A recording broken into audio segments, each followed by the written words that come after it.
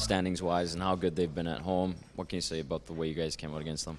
I thought it was a pretty good effort for us. I mean, overall, we were right there pretty much the whole game. I don't know if we still maybe could have cleaned things up a little bit, but I mean, overall, I mean, we can't be upset about that one. Can't hang our heads. I mean, we played hard, and like you said, it's a top team in the league right now, so it kind of shows where we're at. I mean, it's honestly it can kind of give us a little confidence that we play so well against that team. How tough is it to get anything going offensively against them? Yeah, I mean, they definitely.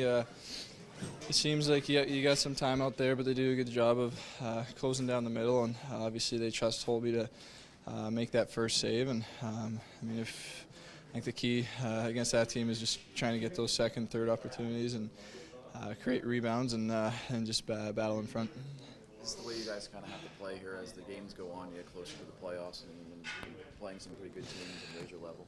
Yeah, for sure. That was a good test for us, and like I said before, I don't think we can be upset about it. But we kind of got to move on. We got two big games. I mean, conference teams now for us, Nashville and St. Louis, and two teams that are fighting right now. So they've been there in the past, been in the playoffs. So it's going to be another couple good tests for us. It's exciting around here.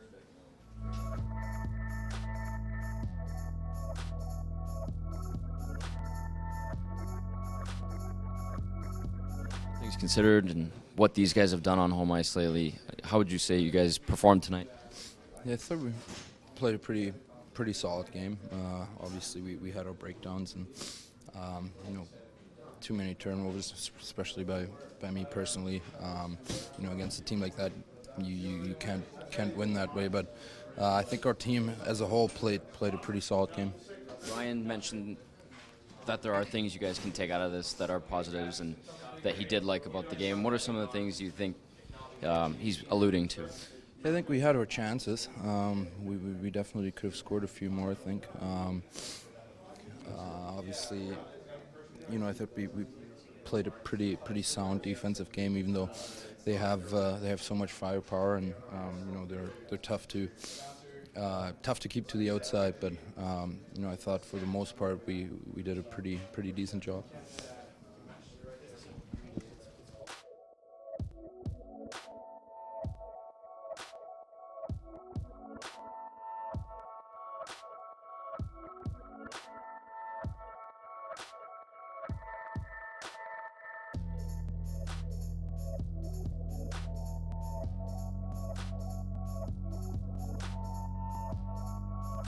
Good, and especially that two top lines. I mean, they're so good with the puck and vision for the game. So, like you said, every mistake they punish you. Kuznetsov is very dangerous. Oh, he's so good. He's so good with the puck, and he's a passer. I mean, he's good, and they have a couple of guys that can shoot the puck as well. So they have some really good combinations in their team. So they're dangerous. It's kind of odd. Your team played really well tonight and lost, and then you didn't play so well in Chicago when you won. Yeah, I mean, that's how it is. Sometimes you steal a couple of points, and I mean, today we might have got one, but I mean, once again, they're a really good team, and it was a huge test for us to see where we're at. Personally, I think they're going to go really far in this season. So, I mean, we're just going to take the good things out of this game and move on. Where do you think you're at then when you play a team like this and only lose by one goal? I mean, it's tough to say. I mean, Taubes is playing really good for us right now. He keeps us in the game. They have some really good chances. They could maybe got 3 and 4, but I mean, he keeps us in, and that's huge for us.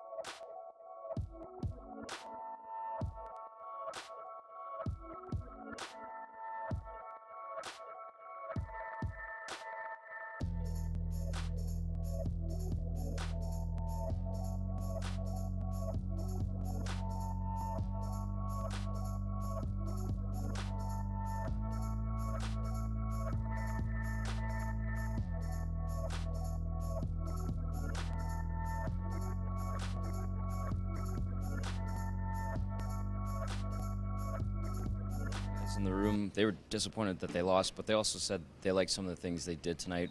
What did you see in the game that you liked against a team that's been so hot lately? I think that's a fair assessment on their behalf. We knew coming in it was going to be a tough task, and I thought we played with them most of the night. Turned the puck over a little too much in the second period. They got a little momentum there.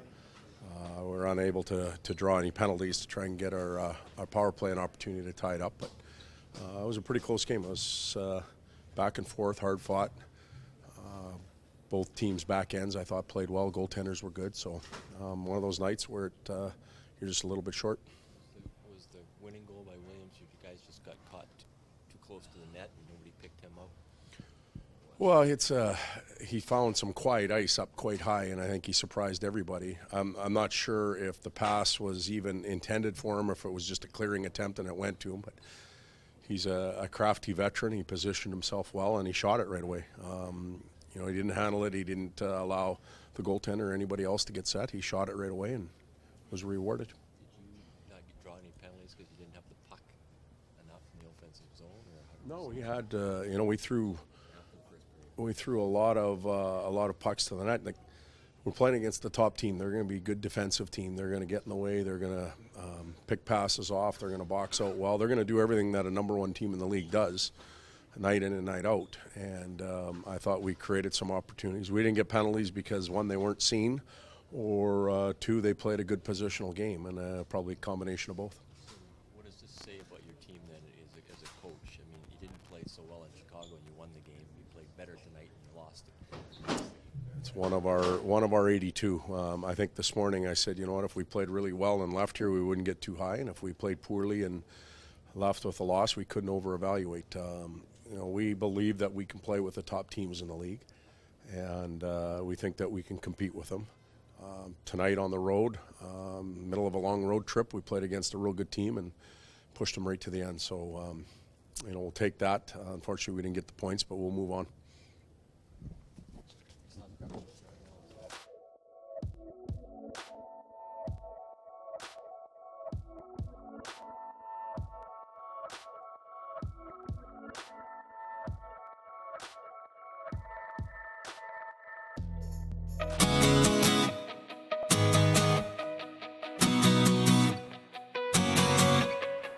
Welcome to another edition of Ask an Oiler presented by Sportsnet, and happy to be joined by Wayne Gretzky. And I'll start with a question from Gene in Edmonton. And what's it been like being back with the Oilers and in your position so far with the hockey club? Well, listen, I feel very fortunate. I feel very lucky that I'm back with the Oilers. I'm very proud of the fact that I'm back with the organization. And, I've spent a lot of time over the years with Bob Nicholson and obviously Kevin Lowe and McTavish, and really getting to know Peter Chiarelli and Todd McClellan. It's a really classic group of men. They have the same goal in common as the people and the fans of Edmonton. They want to win a Stanley Cup. So to be around this atmosphere right now has been really exciting for me. So I'm very fortunate, man, to be back in the National Hockey League, and I'm loving every minute of it. Well, Mark from Sherwood Park is wondering, outside of hockey, what accomplishments are you most proud of? Well, listen, I've been lucky in my life because of hockey. Everything I have in my life is because of the game. I've got to travel around the world. I've got to meet a lot of great people. I've got an opportunity to have some great memories and some great stories from being part of the National Hockey League. But obviously, like everybody else, my family I'm most proud of. My wife did a wonderful job raising her kids, and I think the greatest compliment you can get as a parent is when other parents say to you, you know what, your kids are polite and they're very nice. And so we're very proud of them, but she deserves all the credit. Traveling as much as we do as players and working, the mother becomes very important, and so she's done a wonderful job. And most importantly, our kids are all healthy, and we feel very lucky. Well, Val from Edmonton is wondering, when you started your National Hockey League career, what was your pregame meal like, and did it change over the years? My pregame meal never changed ever. When I was a kid and you go to school at 3 o'clock, you come home, you might have a 7 o'clock hockey game, but my dad was a big believer, you got to eat properly. And I always ate steak, potato, and vegetable. So when I played my entire career, I would have a bowl of chicken noodle soup, I'd have a salad, I'd have steak, I'd have potato, and I'd have corn. And you know, I just never changed from that. And I know now there's more chicken, there's more fish, there's more pasta, but I never really changed. My pregame meal is the same my whole career. Did you ever eat anything during games, intermissions? Oh yeah. You eat at 12:30 and the game wasn't until 7:30, and you're a young kid, you're like, at 7 o'clock you're starving. So depending on what city we go to, Quebec and Montreal was hot dogs, and Chicago was pizza. Some arenas were just sandwiches. But in those days we didn't have Power Bars or Gatorade or Powerade, so Diet Coke and a Kit Kat or Mr. Big, that was kind of what we ate. That was our energy. Oh wow, well it certainly worked. Well, Stephen from Ireland is wondering, you played in so many arenas during the course of your career. Do you have a favorite arena? Oh, I don't think there's any question that the teams I played on, I loved playing at home. The atmosphere was always wonderful, whether it was New York or whether it was LA, Edmonton, St. Louis. My favorite arena to go into is Maple Leaf Gardens, though. I grew up watching Hockey Night in Canada. I grew up dreaming of playing in the National Hockey League. So each and every time I played Maple Leaf Gardens, it was a thrill of a lifetime.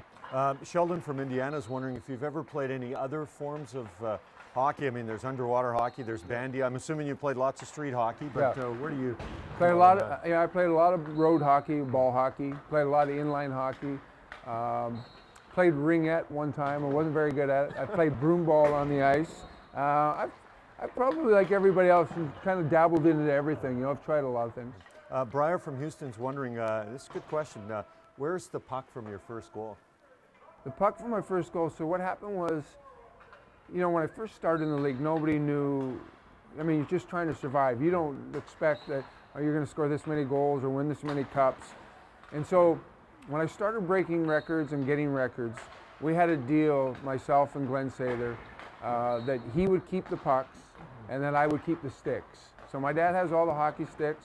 Glenn Sather got all the pucks. And if you go in Edmonton now in the new press room that they've built, a lot of the pucks from not just Wayne Gretzky, but Messier, Anderson, Coffey, all those record pucks are on display there now, or a lot of them are.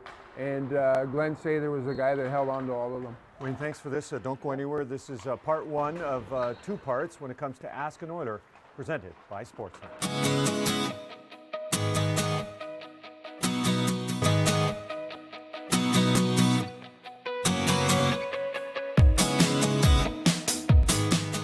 Welcome back for part 2 of Ask an Oiler, presented by Sportsnet, joined by Wayne Gretzky. And I know there's so many great stories when it comes to the boys on the bus. Is there a favorite one you have? Brian from Prince George is wondering. Yeah.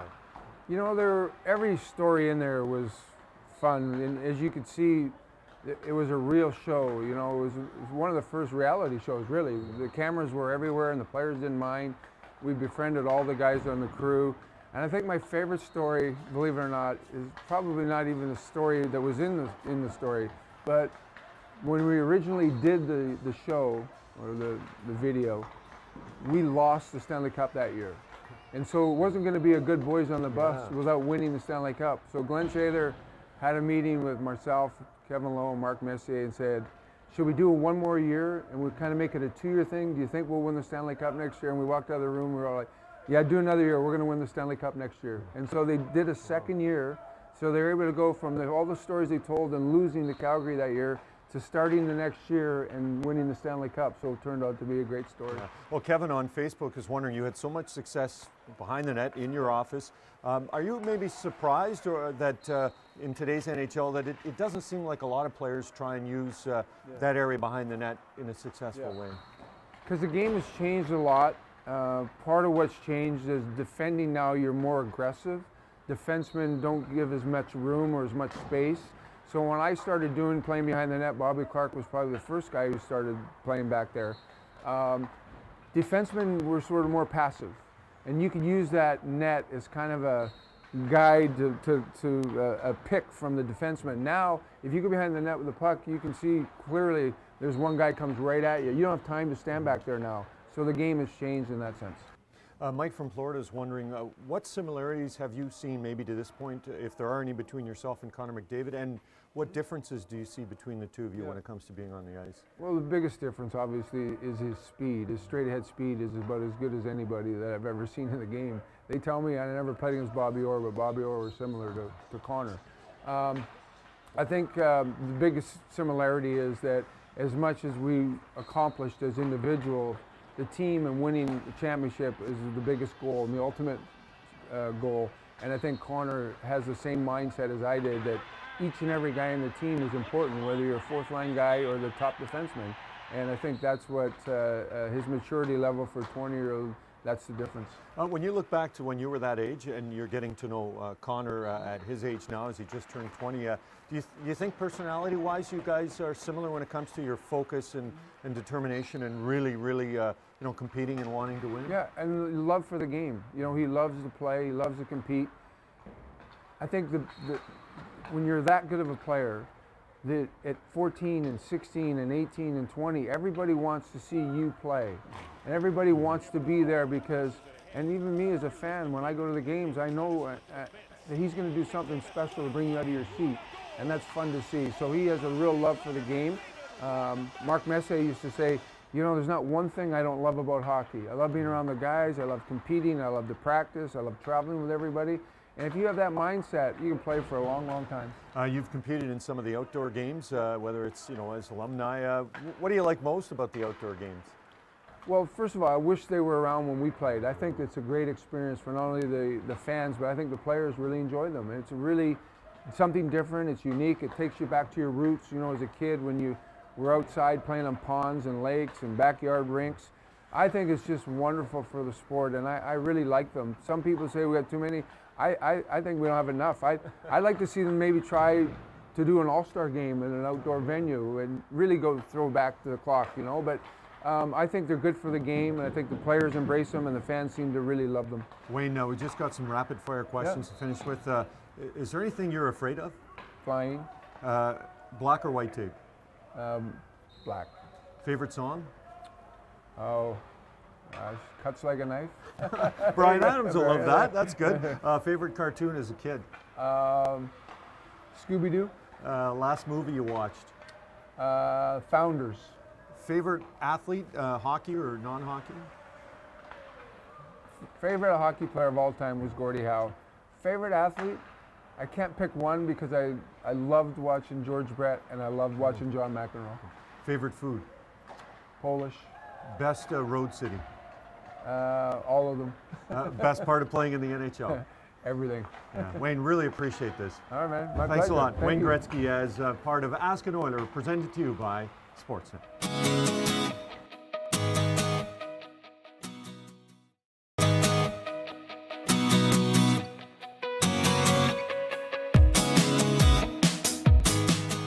Welcome back for part two of Ask an Oiler, presented by Sportsnet, joined by Wayne Gretzky. And I know there's so many great stories when it comes to